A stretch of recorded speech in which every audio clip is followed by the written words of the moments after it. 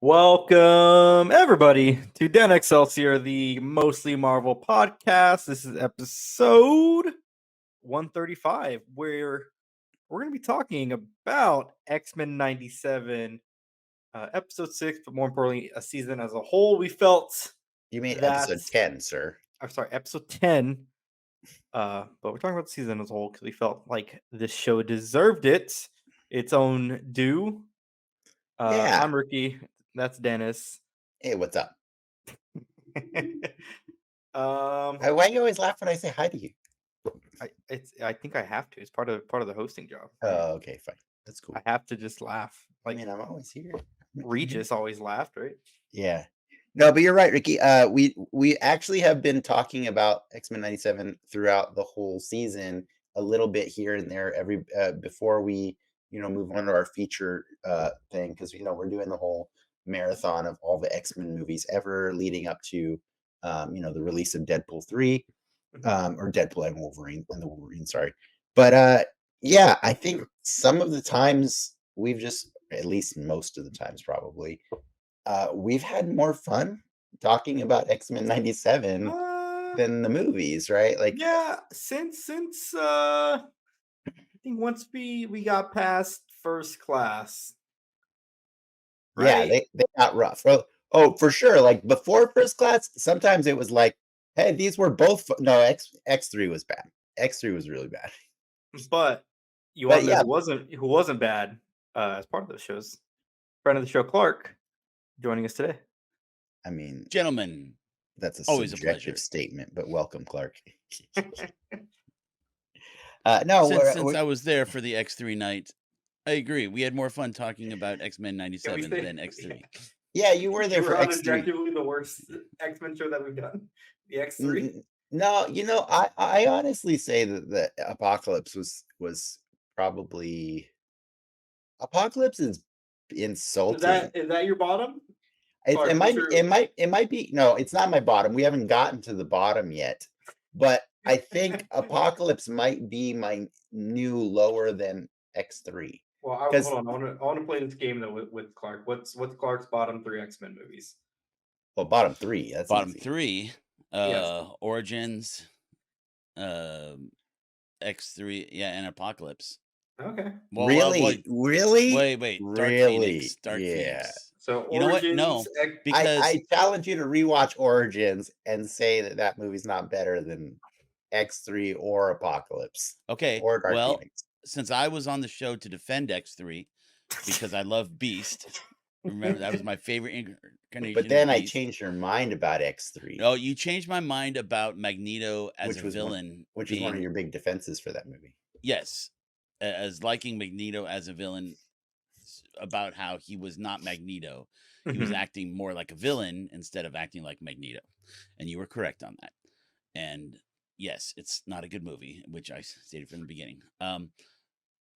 The thing about Dark Phoenix, they did sucker me into, they went back for reshoots and shot that whole train sequence. Oscar award winner Jessica Chastain's in that movie. Yeah, but Jennifer Lawrence. Yeah. Yes. But and I really enjoyed that train sequence. It was filled with the action that I wanted and stuff. And it was like throwing a fatty cheeseburger at me because they knew I wanted to eat it. I'm not gonna lie, I don't remember the train sequence. I've only ever seen the train sequence of that movie. I only remember the first 15 minutes of that movie being the best thing ever, and then it's just terrible after that. Okay. Okay, fair enough. If you like Dark Phoenix more than them, that's fair enough. But I think my point earlier is like, yeah, Origins is the same thing where it had a great beginning and then went down and yeah, but the terrible ending is what gave us Deadpool. Origins is bad, like going to Hooters or Applebee's. But to me, though, yeah, it is. and getting food poisoning, because I will never forget those CGI claws in the bathroom where Wolverine's looking at and they're so clearly CGI. Ping! They like Yeah, bounce off each For other, and I'm like, sure. it's worse than the last 3 but movies that are. I go to Applebee's for endless wings, and I don't really know their wings sometimes, but they still Oh, taste okay. But man, the last time I tried that was think no of good. all the awesome Wolverine X-Men Origins Wolverine jokes you get in 2 Deadpool movies because of That's it. not a plus. It's a plus. It's a That's plus. not a plus. Well, No, then thanks for Green Lantern for yeah.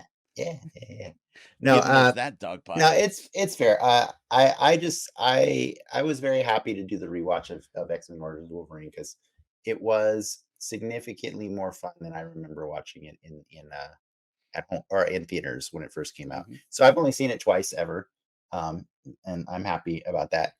The same goes for X-Men Apocalypse, but yeah, I just think it's funny that last week we spent about 30 minutes talking about X-Men 97, then about 20 minutes talking about the news and stuff like that, and then 10 minutes tops Mhm. talking about X-Men Apocalypse. To which Travis, our guest for 3 weeks in a row, said that movie is just downright disrespectful. And I kind of agree with him. Yeah. But I do think it's funny that little spoiler warning that we watched that movie and then we got the wonderful things that we got in this week's episode of X-Men 97. Well, We will get to that later. yes. But But- I will also say, just to be fair about biases and stuff, I've never liked Apocalypse as a villain. Expand on that. You don't like the character, you don't like his powers. I don't like the character. His powers are, okay. Let me rephrase. This guy wants to go viral on TikTok. He's about to right now.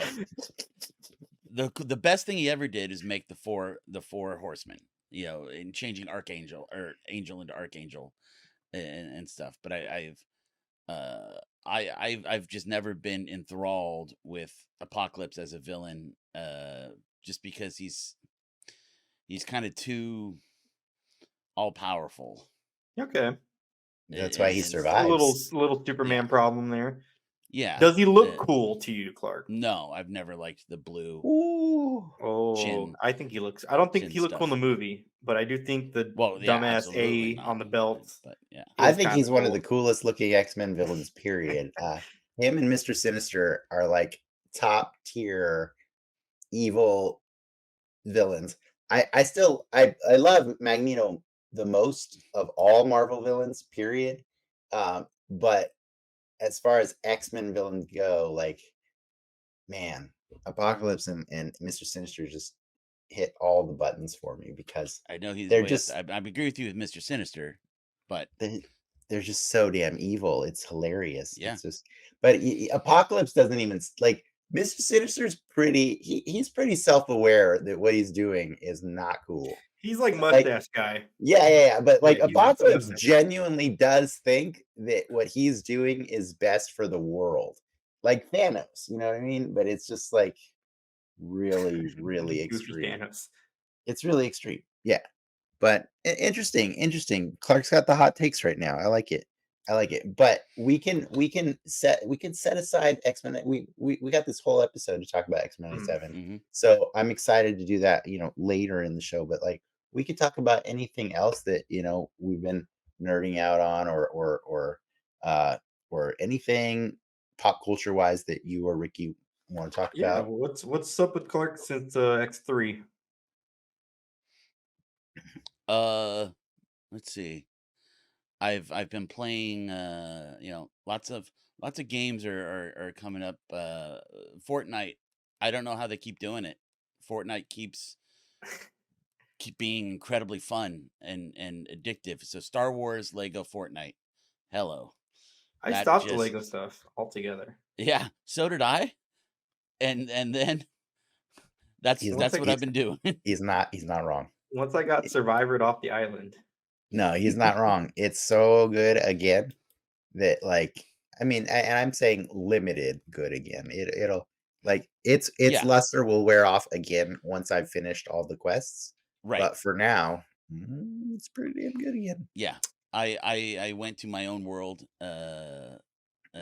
just because I needed the XP because I wasn't sure how that worked and such. But uh the design has just been so fun. It's like a Star and Wars. such, so That's like a staple now of Lego. yeah, but they added by adding the Empire into the caves and the gameplay system that's there. That's cool. Yeah, It's it's pretty fun. it's a lot of fun, and they added new and the new Star Wars materials like a compass. Thank you. And I think the compass was in before they that. had the compass before, but now they have an advanced compass that gives more info. Gotcha. And I like using the Star Wars binoculars that have the Star Wars look to it and such. I mean, Mhm. they just nailed it. And so that's been a lot of fun. I downloaded Sea of Thieves today and played about 30 minutes of it. Pirate ships are cool.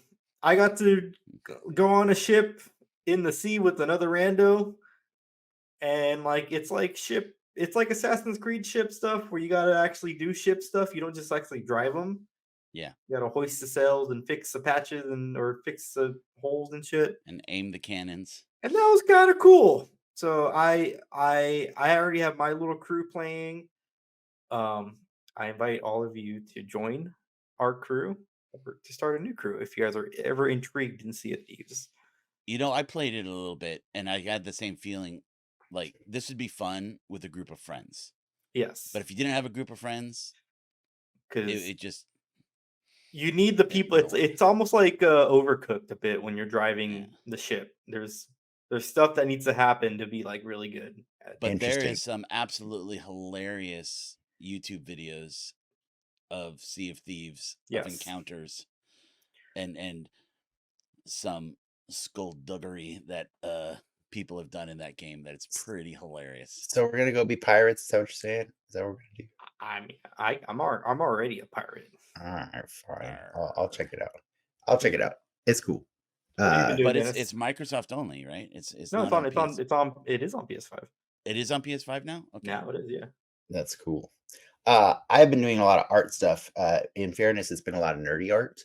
But I had to deliver 3 pieces that made it into the second tier of the San Diego County Fair this week. Just Congratulations again. for the record, it is the largest juried photo contest in North America. Apparently, I don't know why, but everybody submits to this one. It's not the biggest fair in North America, but it's just the biggest photo contest for some reason. So yeah, nerdy pictures. I did one of Night of the Sentinels. I did one of Professor X. Like pining for his new wheelchair, and then I did a fun, cool one to celebrate Year of the Dragon with Tony Stark and fighting Fing Fang Foom. And so cool pictures are there. I also did another art show, a monthly one at Subterranean Coffee in North Park, where the theme is yellow, and so I've got a Wolverine picture that I put up there that's all super yellow and stuff. And I also joined a Gonna do photo club. Wolverine What's and more photo next. Oh yeah, I do. That's gonna happen. And then I have joined a photo club recently called Dark Rumors, and they do a monthly judging of art. And I got another piece accepted into their exhibit for the month last night. So that's on display all month long in what is it? The Spanish Village in Balboa Park of San Diego. Awesome. At these art clubs, do people ever give negative feedback on other people's art? Oh yeah, Like how lots. critical do people get there? I mean, I submitted 3 things last night and I only got 1 in. But the criticisms were pretty brutal. That's good. That's good, Yeah. right? No, yeah, I like it. Yeah, no, they bring in a different judge every month.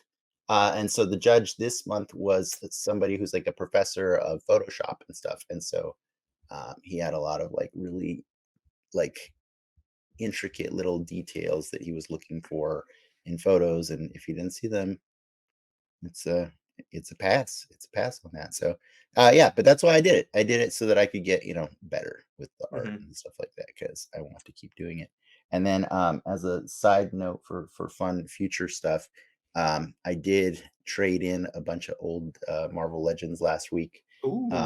And I took store credit at Toy Addicts in La Mesa because they're a really cool store and I like to support them. And I ended up coming home with a few NECA gargoyles. So I will be doing something fun with those soon too. Question. I Yes. have a Galactus size spot on my desk at work. There's one on eBay I don't. used. Are you sure you have a Galactus size space on I your do have desk? a Galactus. I did measure it. Okay. 450. That's pretty good. That's Pretty good pretty good. Galactus price. I don't That's think pretty I'm good. gonna do it, but I like to know that I can do it because there was 400 at launch, right? Yeah. I think Okay. so. Yeah. Yeah. I just got mine all nice and neat in my glass case. You can't see it right now, but he's down there. I think he would look pretty cool on my desk. But my Oh, desk is all oh, he looks Spider-Man. great. So if I And get hopefully that, nobody then I takes got them it. off your desk. Well, eh, my desk's pretty secure. But does he play with Cosmic Spider-Man? Is he related to I mean, Galactus? they're cosmic. That's about it. Okay. Do you That's it. you remember the giant sized Spider-Man 2 super articulated Spider-Man Hmm. figures? 12 Which inch? I think, yeah, no, it was more than 12-inch. I mean, it's tall, or Like 2 foot? maybe a whole foot. Okay, I maybe I don't don't. think it's more than 12 12 inches, inch. 12 inches a foot. Okay, it's probably Yeah. 12-inch. Yeah, okay, it's big, and It's all fully articulated. no, it's nowhere near as big as Galactus. No, Not. it's not. That's not my Yeah. point. Okay. But I took that to work, and had Someone it on my stole it? desk. No, but the construction guys that came in earlier, would like to pose it for me when I came in. So often I would come in with a double bird at me, or That's where I want it. That's yeah, 100% where I want it. it actually was a Like, lot of fun. And then I would I would do cool poses, and people like to comment on it, and it was a lot of fun. So yeah, Yeah. having a nice big posable toy was good. But I'm very glad that nobody took it. Yes, Yeah. I will no, say somebody broke it. my favorite thing about the Hasbro toys in general is like they're pretty damn sturdy. Like I will say Galactus is huge, and I had him on my desk for a while behind me, and he was kind mhm. of leaning. He was kind of leaning in this weird way, and then one night I just heard this large crash, and I went in the room, and it was Galactus because I guess he wasn't balanced right and stuff, and his head was just all over the place, like his hair, his earpieces and stuff. But and I looked at it and I was like, "Oh, please tell me it didn't break." But you actually, when you get him, you actually have to assemble the earpieces Mhm. onto him or headpieces, whatever. But yeah, he had just completely not broken, but separated in all the right Oh. places, and Yeah, so that's good. he just But on the reassembled desk was a perfectly. Silver Surfer figure going. Silver Surfer was definitely on the ground because he was probably being suspended by Galactus as well. But yeah. You're doing Ant-Man here soon, right? Or a Giant The Man? the giant man will probably arrive around, like, September or October. Oh, I thought it was sooner. Nah, then no, not sooner than that. So, it'll be a while, but I'll find a home for him just like I found one for Galactus, the Sentinels and stuff. But, yeah, I mean, if we're talking about Marvel Legends, do you have any news you wanna talk about? I do.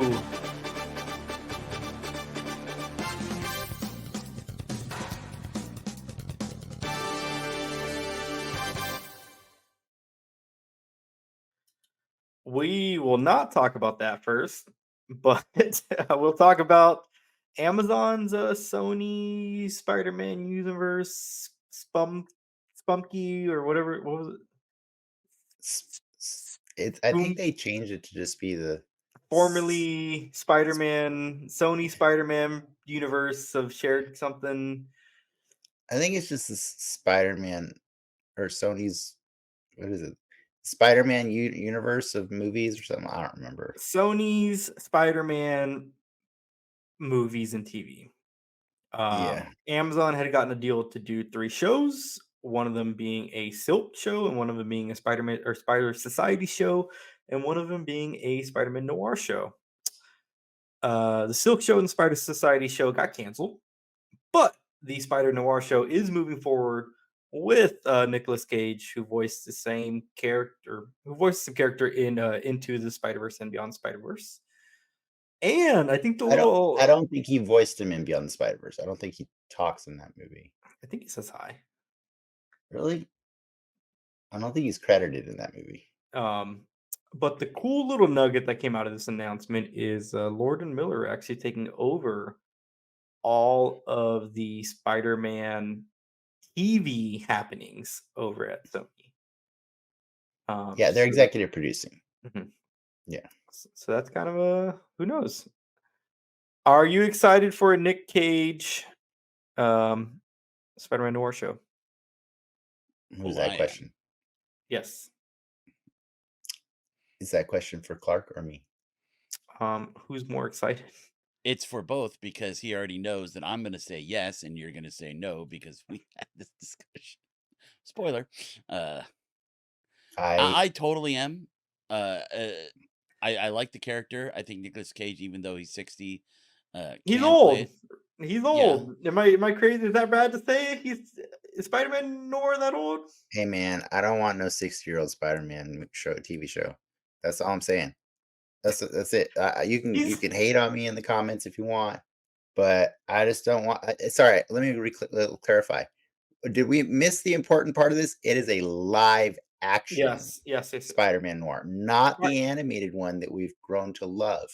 I love Nicolas Cage as animated Spider-Man Noir because I don't have to see Nicolas Cage in all his 60ness. You know what I mean? Like that's where I'm having a problem. It's like, look, I watched Madam Web, I watched Morbius. Those movies suck. Like Spider-Man Noir, it's just Spider-Man in a trench coat with a gun, right? Yeah. Well, and face mask covering. He's very the Shadow. He's Spider-Man with a gun. It's cool. Don't get me wrong. Yeah. I don't think they're gonna fail entirely. I'm not saying that at all. Again, they're not gonna Madam Web it. They're not gonna Morbius it because Lord and Miller are behind the wheel. But it's not what I want to see. Okay. I want to see an animated Spider-Man Noir show. I just don't it's a hard sell for it. Would I love to be pleasantly surprised? Absolutely. But I am not I think if they excited for do it. it like Sin City, so they could have it, so it's like half animated, half live action, and they could do a lot of fun with it. I think they can cover up his face a lot, and I think a lot of it will be stuntman or other things, and then just Nick Cage dialogue. I think it has a lot of potential, you know. But after like Madam Web, Craven, Morbius have like zero interest for me because there's no Spider-Man. At least this has a That's what you think. Spider-Man. Yes. Yes, that's what You're I think. making assumptions about Craven. we will come back. And to yet this. we're on a third Venom movie. Let me remind you. So Yes, he seems to persist. Still without Spider-Man. yeah. We'll find out this fall. Yeah. But we won't have to wait too much longer to know who Natasha Lyonne is playing in the Fantastic Four. I tease that as if I know who she's playing, but I don't. But she's joined the cast. What do you? I was all about her being Frankie Ray, and then our friend on I think Brian, or was it? I can't remember if it was Brian or somebody else said this should be Herbie, and I Maybe was like, Herbie. hell yeah! I love Natasha Lyonne, and I love her voice. Her voice is so iconic, and I want her to be a voice actor. So yeah, I want her to be Herbie. I think that'd be awesome. But she does have the hair to be Frankie Ray, but hair is changeable, so Is Frankie Ray? is another Herald of Galactus. Okay. Who is Nova. She's a different Nova. She's Galactus's Nova, not Nova Corps Nova. Not Nova Corps. So Yeah. that's why most people call her Frankie Ray, so this doesn't get confusing. But She's She's the redheaded fire. yeah. That's not She Firestarter. also comes with the Galactus Marvel Okay, has left. yeah. If you get Galactus, you will get a Nova figure as well. Well, Yeah, she's just another Herald, but she's a cool one But I because agree, she's a she was great also a human. actress, She was also a and human. it's just exciting that it's a great cast. I'm super excited. I know this came out way before, but I'm super excited about the voice of Galactus. she does a good voice. Yes. He has a Yes. good Galactus voice. Yeah. What else? Um, What else you got? there's another Disney Plus show coming out later I thought this it- year. Oh, okay. I think several got announced for the Several next got season, announced, but only one this but year, right? the big one this year, not really surprising, but Agatha All Along will be premiering this September 18th, 2-episode premiere. Who's been Um, messing up everything? It was Agatha all along. Doo, Are doo, we doo, saying doo. that it's her fault that the movies have been mid-tier for the last 3 years? I It could would be. love that. That would be great. That would be so great. I don't know who let it slip. I believe it was it's a couple that does the song or did the song for WandaVision. They're coming back to do songs for this. Okay. But if someone let it, Oh, make it a I believe musical. they let I it slip love that this is a musical. Love it. Okay. Okay. Sure. It's fine. Like you know, you got to understand like Mhm. I haven't watched Deadpool 3 yet. So, I'm not yet excited for the MCU. I have watched a superior cartoon on Disney Plus that has blown the doors off of everything MCU for the last at least 5, 6 years. So I will reserve my excitement for live action content until I see it. Mhm. As Dennis alluded to, they also at this kind of along with the announcement mentioned that next year we will be getting the Ironheart TV show along with Daredevil Born Again. Oh, so they're still Daredevil. going with Ironheart, huh? Okay. That show's already done. That's true. Yeah. So that, I mean, what kind of sucks that like we're not gonna get that Wonder Man show until 2026. Then Yeah, that's a while. I was having this conversation with our old co-host Frank today about like I think the biggest problem with because like, there's still so many things on the down the pipeline, and Mhm. but all everybody really cares about is like when do we get Fantastic Four and when do we get X-Men, and more importantly, X-Men has a lot of pressure on that movie. Whatever you want to call it, you can call it the mutants if you want. You can change out the name like they did with Agatha all along at the last minute and be like, hey, this is the real name. It's X-Men. But all I'm saying is nobody wants that to be an origin movie. Not after the season we just I don't got. think anyone wants that job right now. Like that's like No, yeah. I heard a rumor that Ryan Coogler may be attached to it. Um, he might be the only person that I would trust to do that movie right um now. It's tough shoes oh to yeah. fill. Oh yeah. They last bit from this round of news, they've broken up Marvel Studios a bit more. So you have Marvel Studios, Mm, which is movies, Marvel Television, live action, Disney Plus shows, and then Marvel animation, your What If and X-Men 97. okay, and Spider-Man So, also. and Spider-Man. You get a little bit more focused. Last bit of news. But they're all still Marvel Studios or no? Yeah, they're all under the big M, as you will. Okay, you mean under the big F, The big D. the big The, Feige, yeah, the mouse. Yes. the Feige who was under the mouse. Last bit of news. We got new Legends.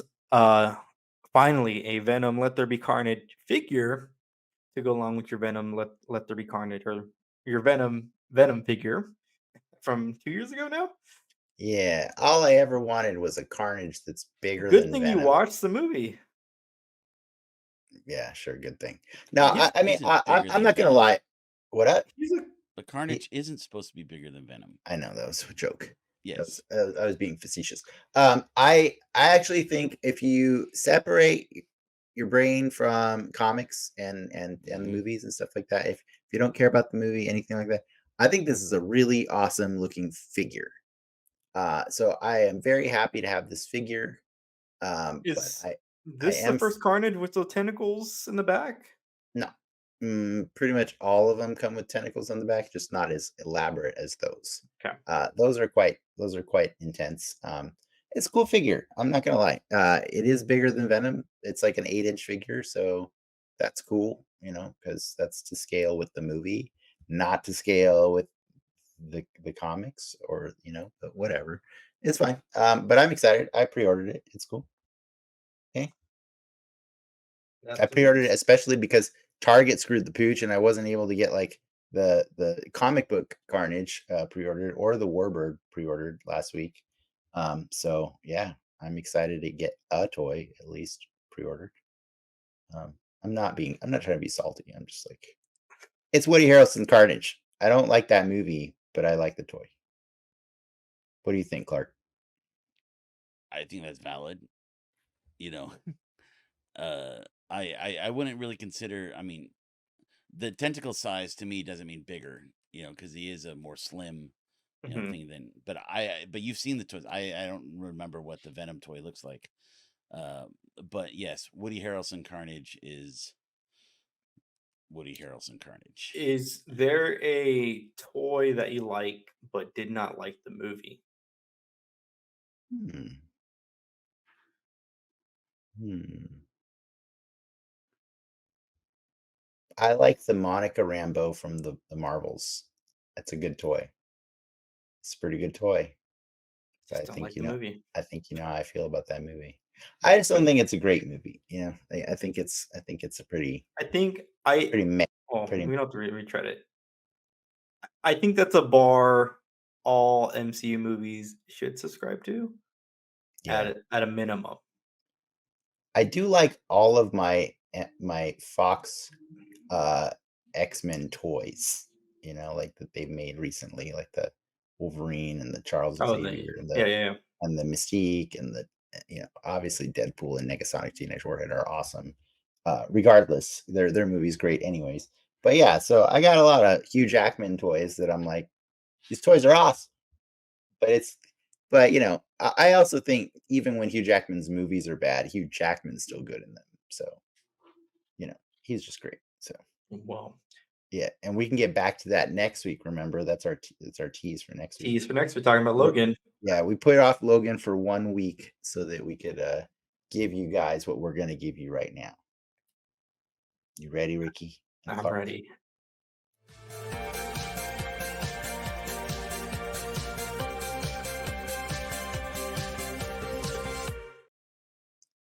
Okay. So just so you know, this episode we called it X-Men 97 season 1. Spoilers, for anybody who hasn't watched it yet.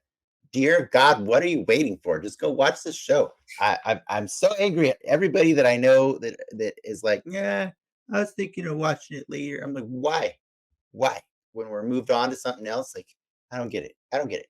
But with that said, we have talked extensively, fairly extensively, about all of the previous episodes leading up to episode 10, which aired yesterday. When we're recording this on the Thursday, Mhm. May 16th.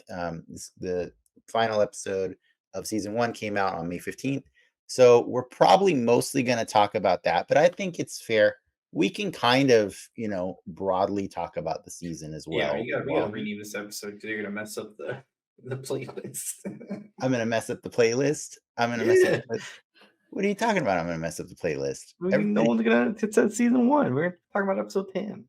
Yeah, we are gonna mostly talk about episode 10. So I just want to make that clear. But I just kind of wanted to give us a chance to like catch up to how we got here, right?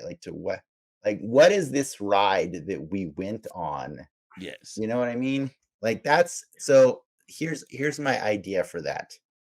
I want you guys, I'm gonna give you the title of each episode, and you Mhm. guys can give me your quick like one sentence or a couple word response to what that episode was for you. Okay. You know what I mean? Like it could be one word, it could be one sentence. I just want to go through it really quick before we get to this final episode. All right. Okay. Each of you gets a chance to say something. So We're gonna go all the way back to season 1, episode 1. To Me, My X-Men. What'd you guys think? Welcome back.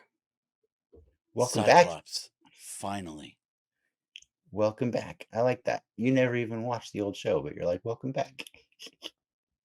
It's good. It's good. All right. Season 1, episode 2. Mutant Liberation Begins. I can give you the, in fact, I can give you the synopsis really quick. It's like a sentence. I know the episode. Okay. All right. Go for it. People never change.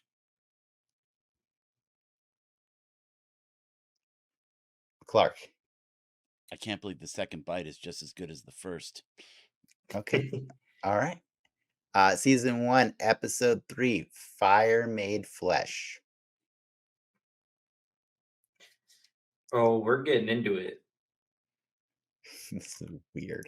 I don't remember him as well. See, exactly yeah, as Ricky did. I didn't let just me- rewatch all of them. Let me do it. When a I'm trying to visitor remember which arrives, were exactly that. when a visitor arrives at the mansion with a dangerous secret that threatens Cyclops and Jean's relationship, the team is propelled into a tragic confrontation with an immortal mad scientist. Madeline Pryor. What? You just naming characters out? It's fair. It's fair. That's what he Okay. wants. Season 1, episode 4 was Motendo / Life Death Part 1. On her birthday, a nostalgic Jubilee is forced to relive the X-Men's greatest adventures when an entertainment system transports her into a 16-bit video game.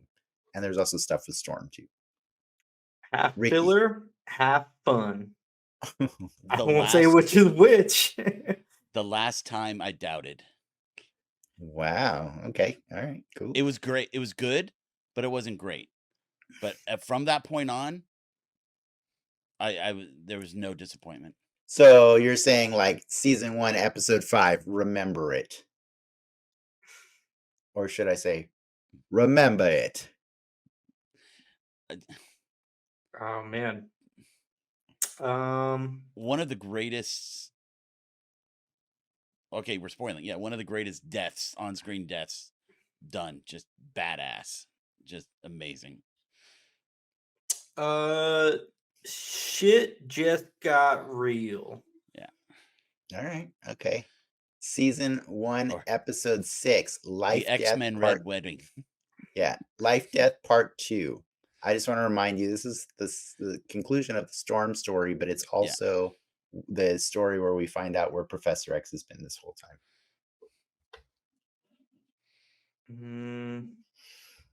He can walk? Okay. This is an interesting experiment I'm conducting right is. now. It's so corny, but I'm channeling Vince. You go, Storm. Okay. All right. Yeah, for me, this episode was just all about how amazing Deathbird was. Like, she kicked the crap out of Ronan just randomly at the beginning of the episode, and then showed up and's like, if you want to marry my sister, you got to forget everything. I just think that's super, super ridiculous and awesome. What a horrible sister-in-law. I'm just saying, that is like the worst. Mhm. All right. Season 1, episode 7, Bright Eyes. This is where Cyclops focuses the X-Men on finding Boulevard Trask. However, when the team locates the Sentinel inventor, they realize that they have all been played by a mastermind.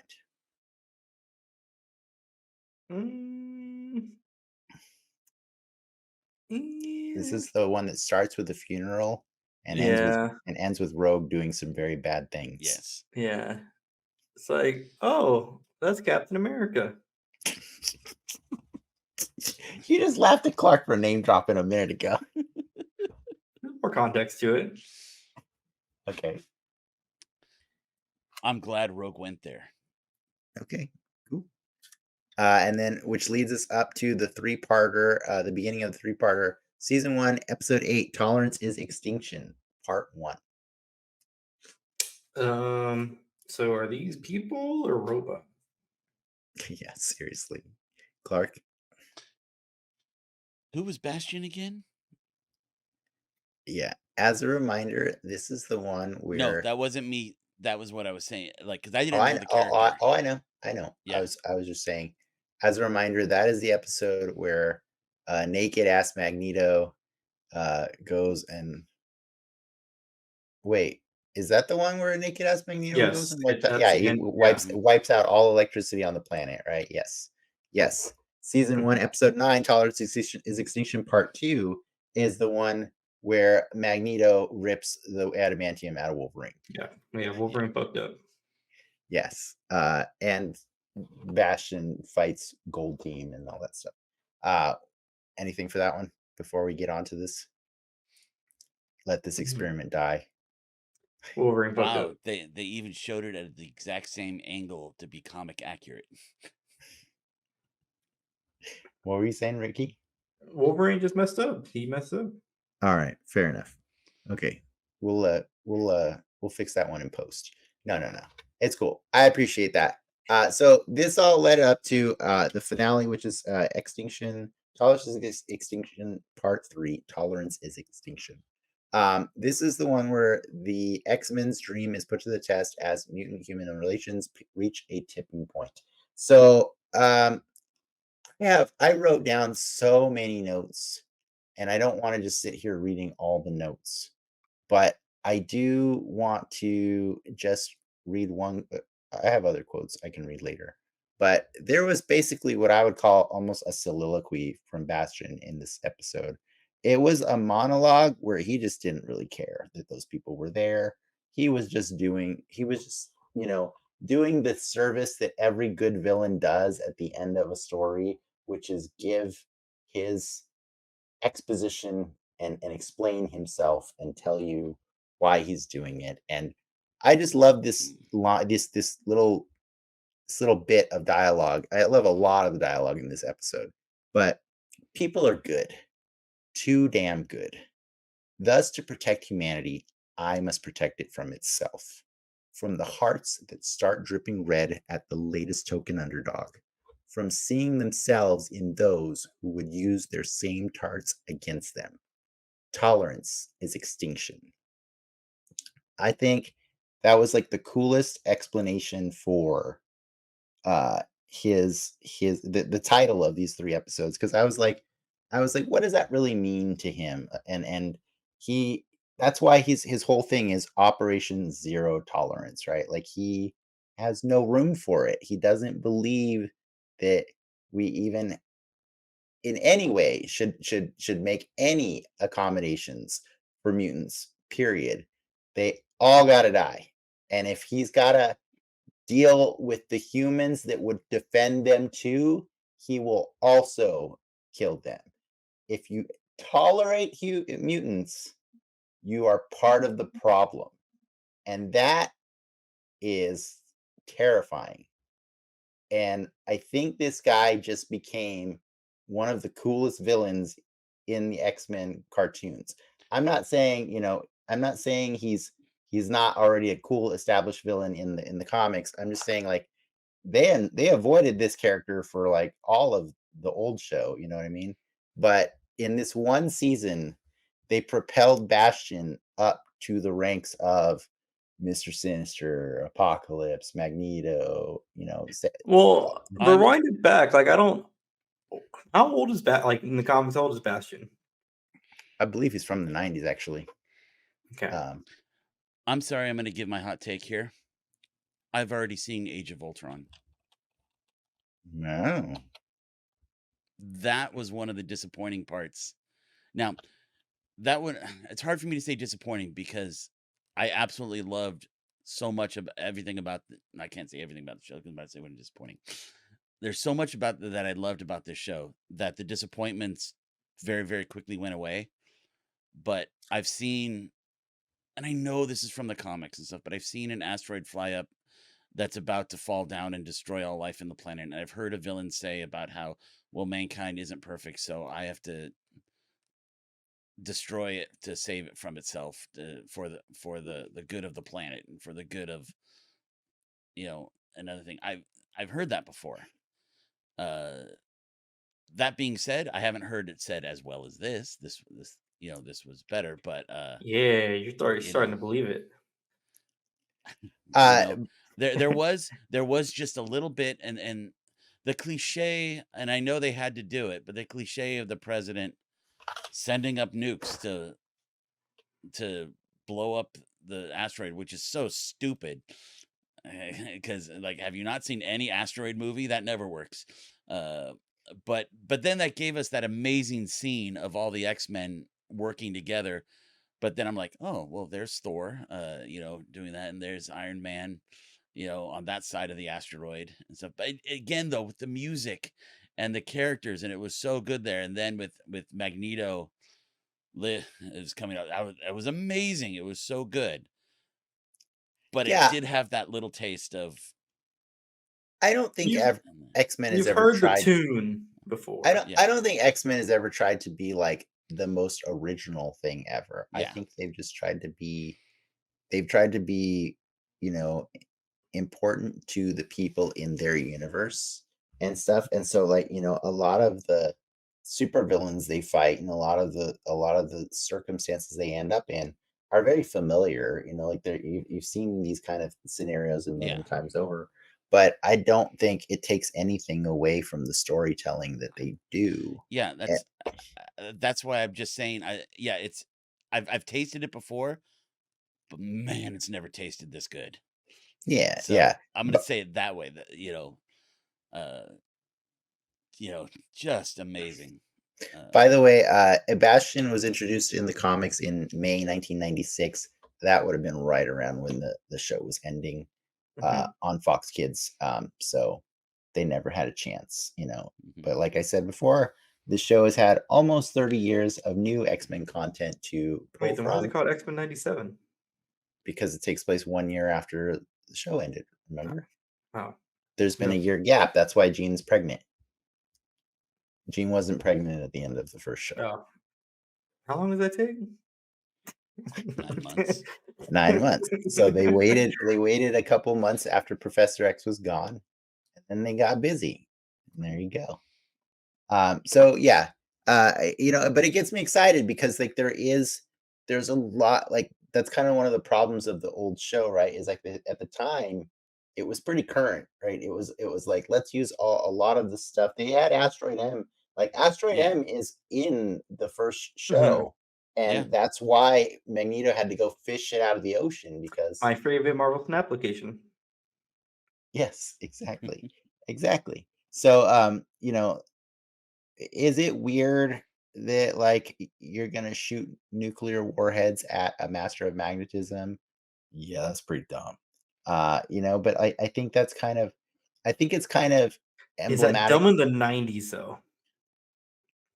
Is it dumb as the 90s? Is it du is that a dumb decision in the '90s though? No, that's what I'm saying. That's what I was gonna say. Like I think the point you're supposed to take in this universe is that um in this universe, it's only the X-Men that are gonna save the Yeah. day all the time, right? Like Iron that's Man the didn't know what he's way. supposed to do.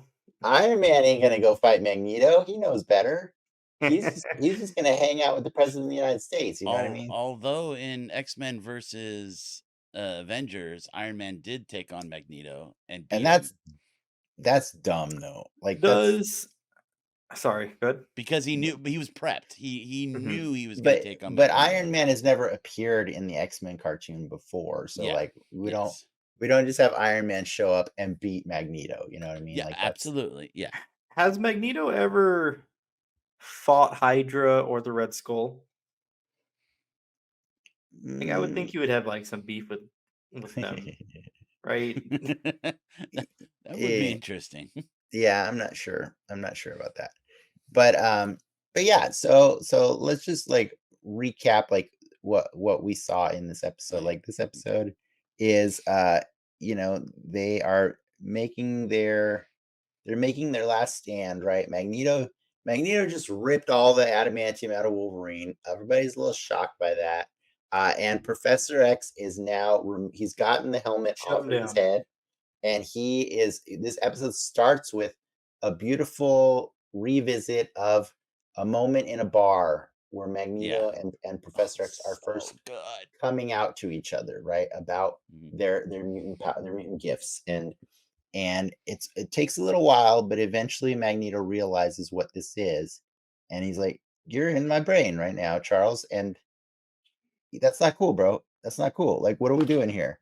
Like, and Charles is trying to appeal to the good nature of Magneto to make him remember the foundation of their friendship, and hopefully, like, the whole goal is Charles really, really needs Magneto to give electricity back to the Earth, right? It's like bad. It's bad.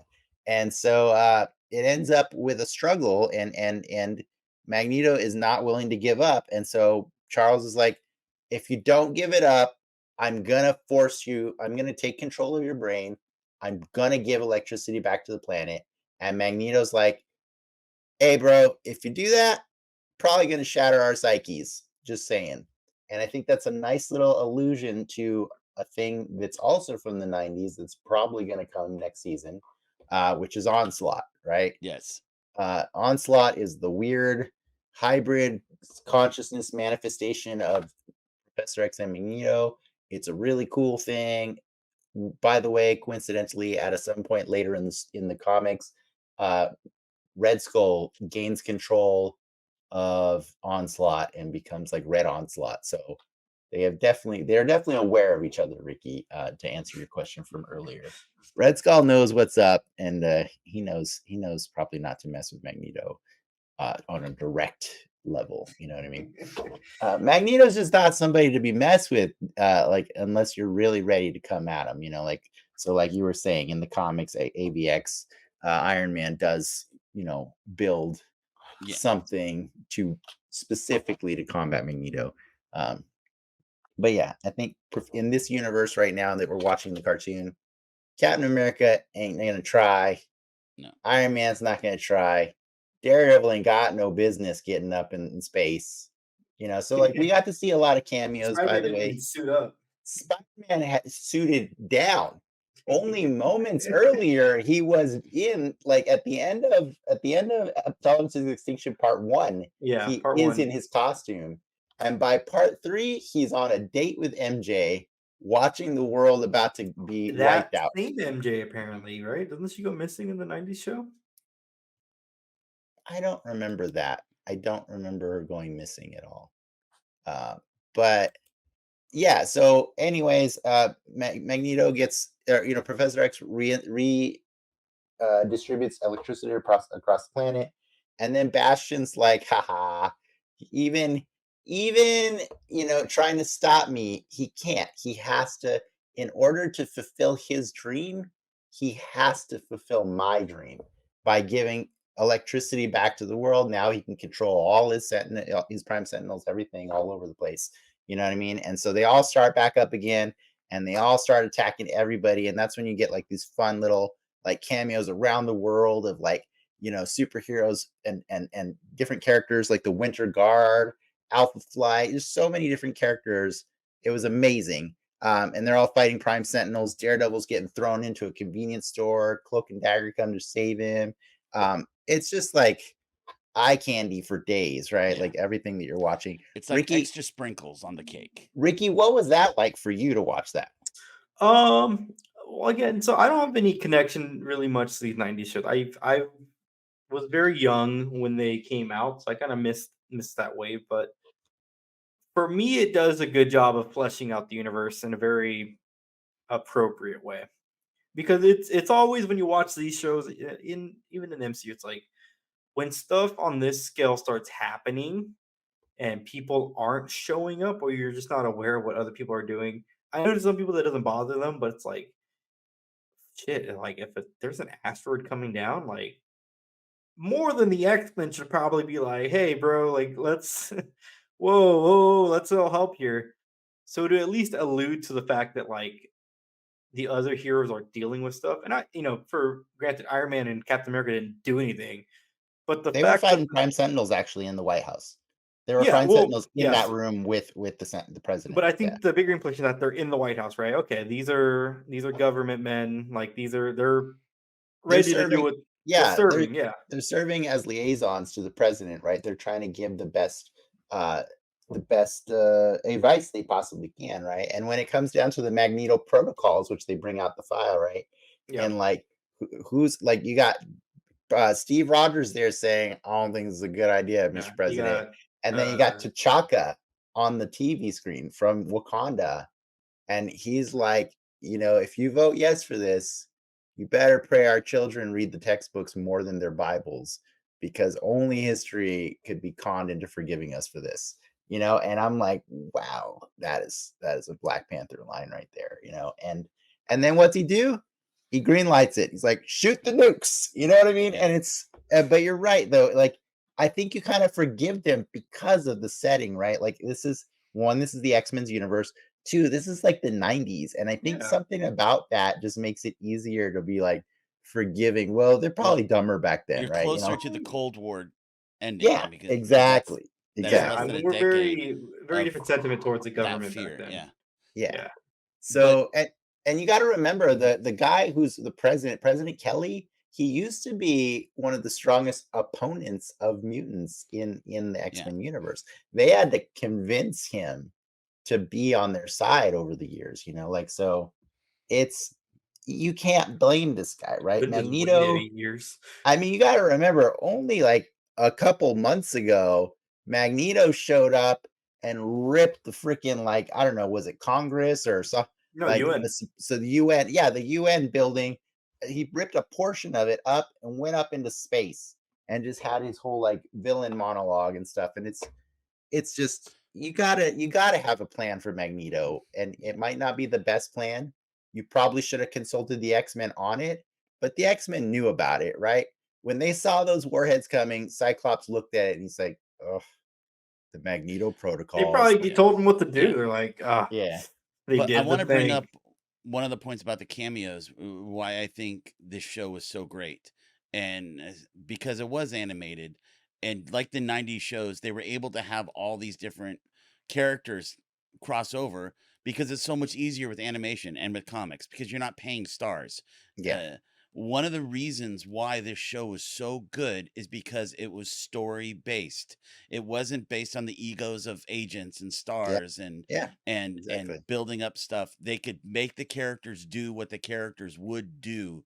They could bring who they needed, and that's what just made it so good, is Yeah. that the writing was key, and then the actors and everybody then just came together to create this amazing piece of media.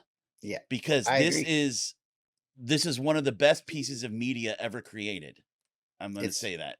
it's quite impressive. And I'm sorry to do this, but we're gonna have to fast forward. X-Men save the day.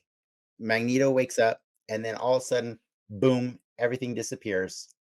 And fast forward to, it's been a month. Forge and Bishop meet each other for the first time in this timeline, and they're still looking for the X-Men. I think Roberto and Jubilee are somewhere on planet Earth, but whoever is left on Asteroid M is now been thrust into two different parts of time, right? Cyclops and Jean get thrust into the future in the 37th century, and they meet Mother Ascani and a young Nathan Summers. And then in the past, in 3000 BC, the rest of the X-Men meet En Sabah Nur, the guy that Clarke doesn't have any really cool appreciation for. I'm sorry. It's Yeah. Apocalypse. It's Apocalypse. And then I thought that was cool, but and in the post credits, you see in the real time, Apocalypse is at the ashes of Genosha, and he picks up Gambit's card and says, "So much death." Does Apocalypse in Egypt, that implies a king? No, it doesn't. No, doesn't? No, it doesn't No. imply a king. It doesn't imply a king at all. Oh, Apocalypse it does. is from Egypt. yeah, No. that's he's No, the but first mutant. he did From the not look Cold War. like he was in power in that brief clip. And if you look off in the distance, there's a huge ass like time looking temple, which is why I think that means king. I see what you're saying. There could be a king involved, but there doesn't have to be.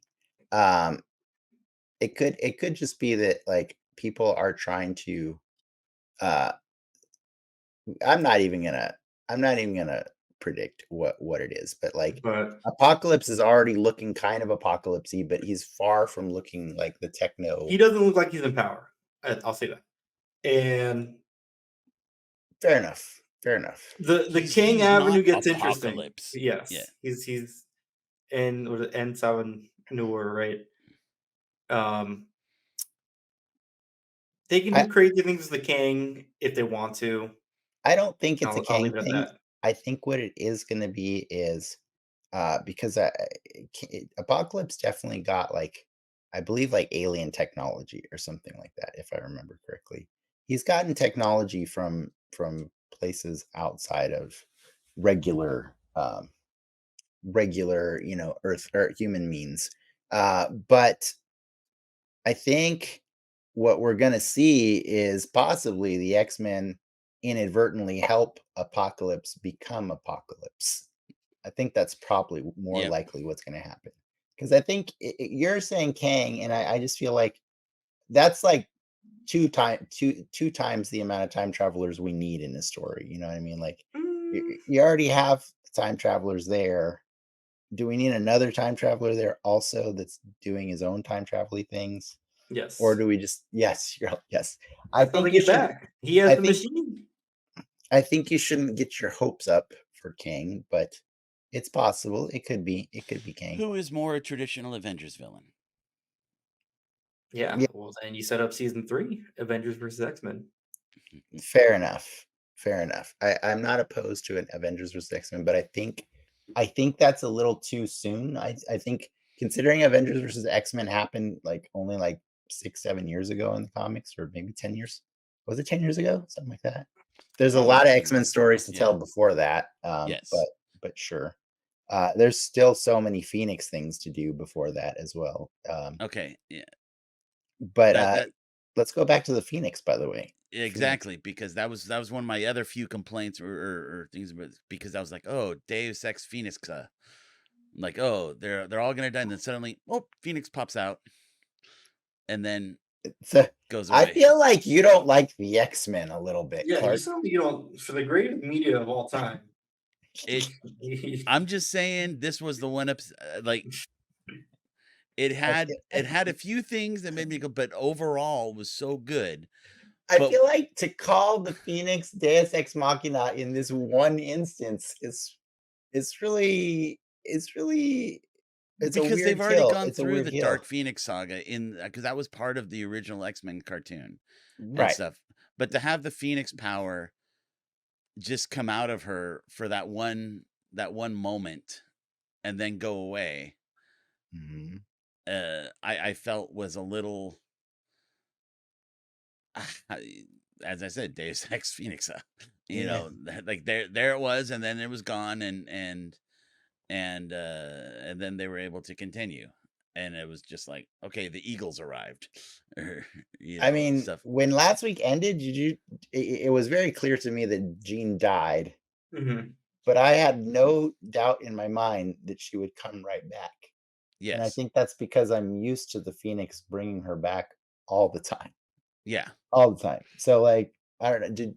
Did you think she was just gonna be dead, or I'm no, just I did curious. not think she was going to be dead. Okay, Yeah, you're there's no just. way she died. I mean, she did die, but like for a hot second. You know what I mean? Like, cause yeah. Okay, it's cool. I'm yeah. I think it's funny that it's like one of the greatest pieces of media, but you're like actively cranky at the things that you know are X-Men tropes. These are X-Men tropes, man. They are, yes. Okay, fair enough. Fair enough. Um, Ricky, how did you feel about the Phoenix showing up? Um, I don't care. I don't. I'm not gonna sit here and say I'm the biggest Jean Grey fan, so by extension, I don't really care about the Phoenix stuff. Um, it's a as I learn about her character, I think it's cool. To Clark's point, it is kind of a cop out that they keep using it to bring her back, but I'm not invested in Jean enough. The only thing I cared about Jean in the finale, aside from her fighting Cable, which is pretty cool, that she's in the Marvel Girl outfit, right? Yeah. Was okay. Two questions, and this is kind of off topic. Jean, before we knew her as Jean Grey, she was Marvel Girl, and then they made her into Jean Grey. I Yes. think Marvel Girl was her original X-Men code name. Back in the Okay. 60s. Yeah, and they then didn't want to confuse it with Marvel Comics Okay, yeah, because makes so they sense. started going Jean Grey. Yeah, she's like the only X-Men to not have a code name. It's so weird. Yeah. So just call her Jean Grey. My next question is Magneto, right? We pronounce it as a Magneto. How Yes. did we know how to pronounce his name? I don't think we did know for a long time until Right? until TV. He was Magneto to a lot of people, I feel. Yes, that's probably true. I've never known him as Magneto. I did when I was a kid until I saw him on a cartoon. Why would you read it as Magneto? There's only one E. And his name literally has magnet in the name. Magneto. And yeah. So I didn't know, but I think that's the case for a lot of different kinds of weird names in the comics. That's where my mind went. That's fair. Credits rolling this episode. Yeah, my mind went to like when I saw Peter and MJ. I was like, this douche. I was like, I've never liked that, but it's a 97 Peter and Flash Thompson behind him. Flash Thompson, yeah. I've never liked 90s Spider-Man cartoon just because it's just like when I rewatch the whole thing, I'm like, one, he's got some questionable ethical stances, like some questionable opinions about women, and like, oh man, to hear him like when he gets set up with MJ and she's got a nice personality and he's like, "Ooh, gross," like, and it's like, stop it, Peter, stop being inappropriate. I just don't like the guy, and so like I was like kind of laughing and kind of like happy to see him doing the douche move, and while Daredevil and Cloak and Dagger are out fighting Prime Sentinels, this guy's in plain clothes hanging out with his girlfriend, just watching the news on TV at a department store. And I was like, what are you doing, Spider-Man? What are you doing? What's he gonna do? What Daredevil and Cloak and Dagger are doing is just at least trying. Yeah, at least trying. Spider-Man covers clean. That's a Hell's Kitchen problem right there. I chalked it up to he hadn't told MJ yet his secret identity and couldn't get away yet. Or even though that's I'm sure he knew. I'm not sure. I thought she knew by that point in the cartoon. I can't remember. It's okay, but like I'm just gonna loop it back around to be like, so the big, like everybody's getting ready to die, and then like everybody, like meanwhile they're having this badass fight with Bastion on Asteroid M, right? And it is. I just love that fight so much because, well, one, that fight started because Bastion ripped Cable's arm off of him and just ate up the techno-organic virus like it was Skittles. He just like absorbed it into his body and enhanced himself, because remember, Bastion is technically like the product of the techno-organic virus too, right? Like it's like his dad had it or something like that. He's a janitor who swept it up on the floor or whatever. I don't even know. That's what they showed us in the thing. But so he just gobbled it up and turned into like Super Bastion, like, and just flew up to Asteroid M and just started throwing down, like, I think, and one by one you get to see each X-Men just like try to lay a whooping down on this man. And it started with Rogue, and she said, remember it, or his name is Gambit. Yes. Remember it. Just the punch heard around the world. That was so fun. They end up fighting out on the moon, where you get a little tease of Apocalypse's old base up there, and then Sunspot joins Inhuman stuff. That was an Apocalypse base, yeah. And I loved that Rogue fight because it was a reminder that she has the powers of Captain Marvel. Like, she's as strong as Captain Marvel. Yeah, exactly. And he was still putting up with it. You do not see Rogue, and especially in none of the X-Men movies, of course, you've never seen Rogue lay out like that. And and even in the cartoon, they show her being strong, but this showed Rogue being really strong. And it was awesome. And breathing in space. And What? then Don't complain about it. I'm not. And then Sunspot showed up, finally giving himself the name. He got Yes. to do some cool little solar flares and stuff. That was cool. Then they end up back on Estradam, and then one by one, each of the Yeah. X-Men are fighting him. And I just got to say, like, one of my highlights from that fight was Jubilee exploding Bastion's face, and I loved it so much. And it reminded me of a friend of mine, like that. He used to tell me Jubilee was always his favorite X-Man because, like, she's technically the strongest of all of them because her power is literally splitting atoms. And so when Bastion looks at her and he's like, "What are you gonna do? 4th of July me to death?" And she's like, "Yeah, like I've never heard that before." And she just goes at him and literally 4th of July's his face off. It was so satisfying. It was so Mhm. satisfying. I like seeing Jubilee do the thing that actually is underappreciated, What she right? can do. And I like Yeah, how they've subtly changed her costume, they updated changed it a few a few episodes ago. episodes. Yes, a few Yeah. episodes. I mean, in the series. Oh, well, How? everybody got a costume change, like Yes, yes. Well, I mean, except Nightcrawler. the Yeah. other, the other ones that you showed them, it showed them suiting up in their old stuff. It had that scene, but I mean, she got that At the that mall. black bodysuit at the mall. That's what I love about it. Yeah, And yeah. then seeing her with that, and I loved how Bastion wasn't able to heal himself. I loved that the battle damage stayed. I mean, he was able to heal himself, just not Not fully, yes. fully. Yeah, Mhm. yeah. But I liked that a lot because I get a little tired of that, of the villains that you punch them or punch 'em and they just like completely heal back Yeah. and stuff. And then I like showing that there's some damage being done. and then the final blow, I guess, before the Magneto protocols, come heading their way is I think Bastion sensed it. He actually sensed a sentinel coming, Yeah. and he thought it was coming to save him. And then Mhm. it just lands right on top of him, and its Beast is piloting a sentinel with the rest of Gold Team. Which he did in the first episode. He did, yeah. Mhm. He likes to go inside those things and take over, and it's pretty fun watching him do that.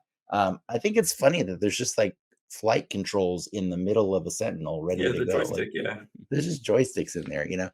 But he comes in and just stomps on Bastion.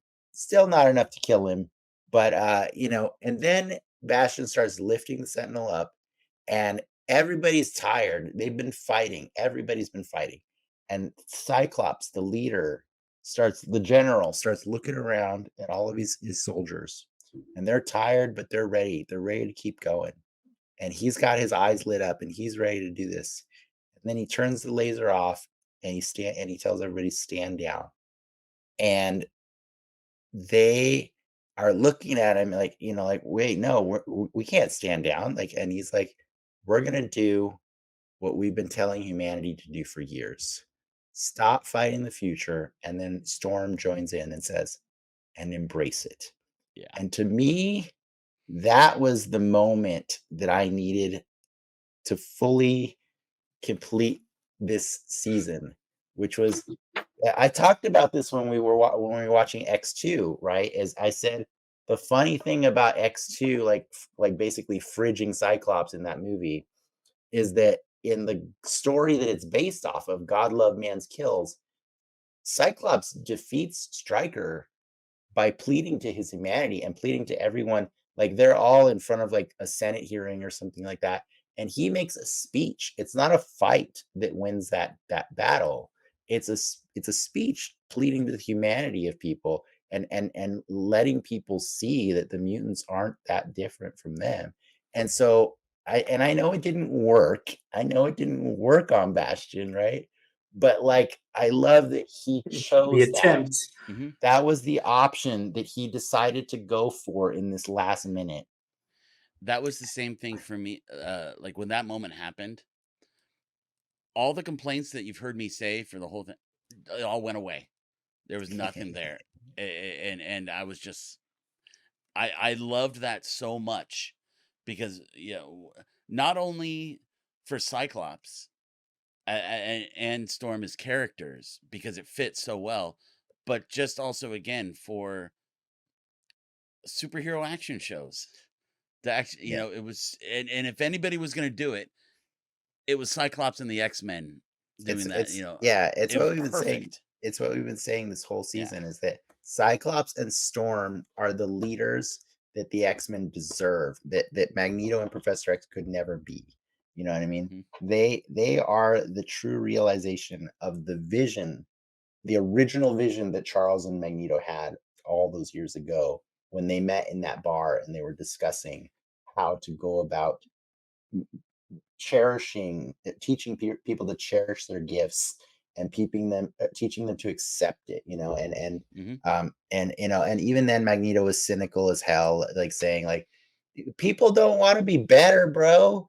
Like they already think they're the best. They think they're the best at everything.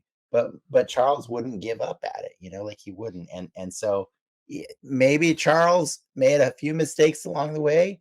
Probably one of them was bringing Wolverine to a Magneto fight.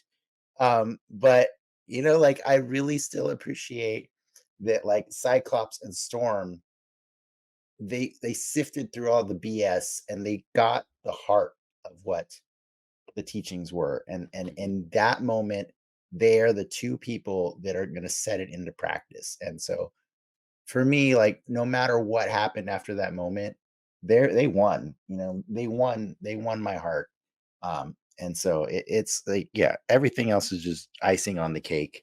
I do appreciate that, like, the Magneto protocols kind of threw everything out the window, and they had to suddenly like be the heroes trying to save the planet rather than stop the bad guy.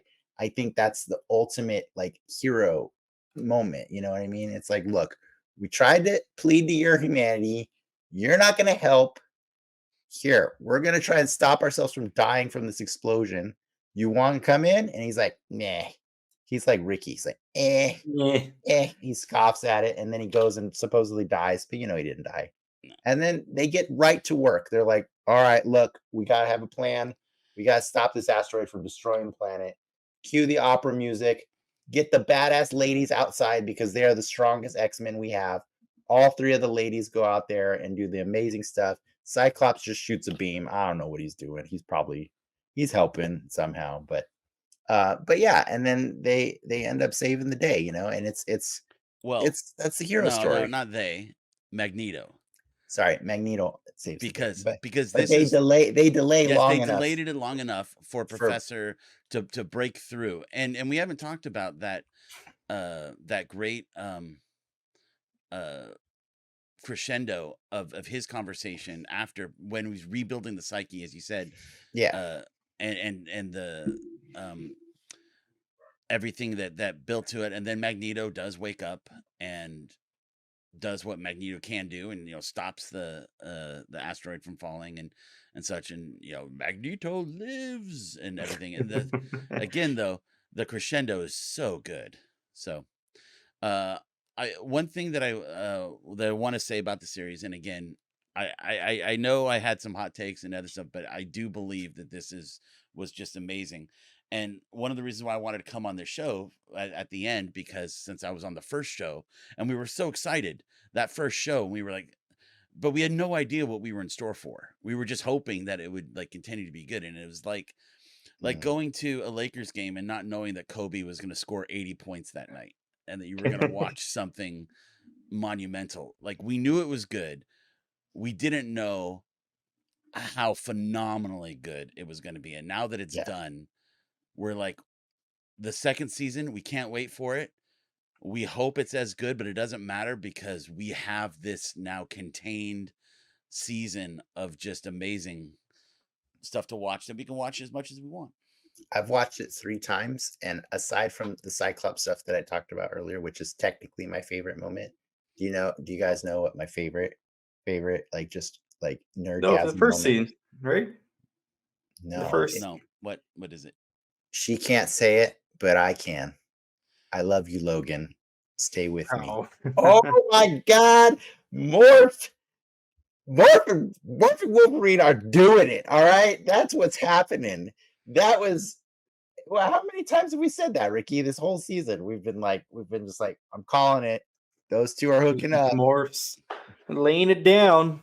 Ricky texted me the other day, or he texted the other day, and he's like, Morph is like the personification of striking vipers, which is my favorite episode of Sometimes you got to help a friend out. Black Mirror on Netflix. That I just geeked out so hard at that. I know that's not everybody's favorite thing in that moment, but I have been suspecting, I've been sniffing them out this whole season.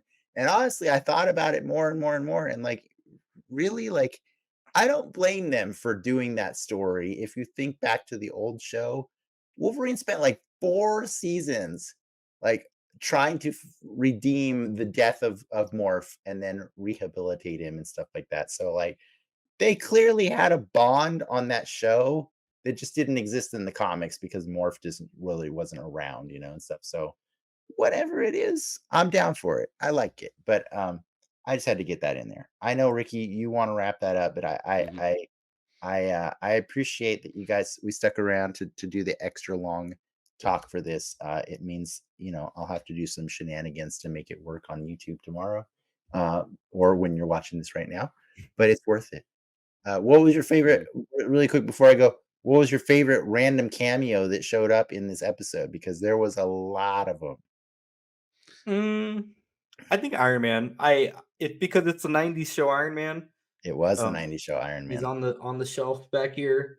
Yeah. I hope AKA the one that was in MVC, right? The Marvel vs. Capcom one. I hope we get more, and at least for season 2, do more of that. I want to see them play with all the toys. You play with all the X-Men toys, but you have access to the other stuff. Play with that box too. Yeah. Okay. I'm gonna say Daredevil because they didn't have to, and he's they one didn't of my favorite have characters. They didn't have. He didn't have his own show. They just knew that people love Daredevil. The Daredevil fans are going to be so great, and they gave him not just one little scene, but they gave him 2. They showed him fighting, so it wasn't just pop. They was there, and then they had the other stuff, and there was other great ones, but they didn't have to. That was just pure love. You know what they didn't have to do, but they gave it to me for pure love? Psylocke's butt. Yeah. Psylocke's is randomly hanging out with the Alpha Flight, and I'm there for it. I'm just like, hey, I know that butt. That's Psylocke's butt. That's my favorite butt from the '90s. So I made it appreciate gross. it. Now we definitely have to end it. We made it gross. I also like Morph turning into Mr. Fantastic for a hot second. That was pretty cool. That was yet another '90s cartoon that existed at that time. So yeah, they were trying to just pull them all in all at once, and so it was a great celebration of the '90s cartoons. I love what you said, Ricky. Use that toy box because that's what animation lets them do. Use the toy box. Exactly. They don't even have to talk. Just show them. All right. I think we're done talking now. That was awesome. I'm so happy that we got to talk about the wonderful show that is X-Men '97. Thank you, Clarke, for joining us. Thanks, Ricky, for doing this with us extra late. And next week we can rejoin the journey. I think Ricky's got a guest lined up, and we're gonna go back on the X-Men franchise with Logan. With that, true believers, enough said.